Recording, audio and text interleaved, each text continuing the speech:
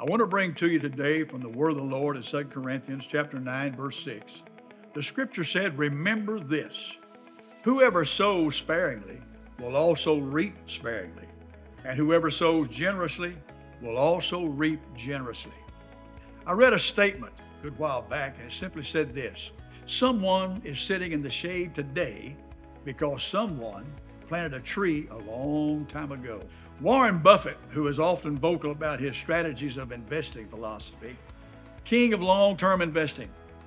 He had great holdings in Coca-Cola, American Express for decades, and he's seen massive gains from those holdings.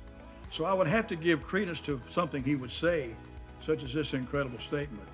But what we have in our lives today, our possessions, is because someone planted a tree in the past that brought the yield that we have now. Some have been defrauded of shade from the heat of life because no one planted, no one watered, no one took care of a tree in their life that would offer shade in the next generation. You see, the law of the harvest is very simple.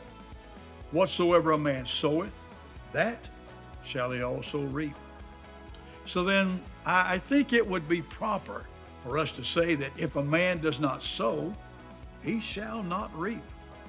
I think most of us can say that we try to live our life in such a way that will provide shade in the heat of life for our children and the next generation.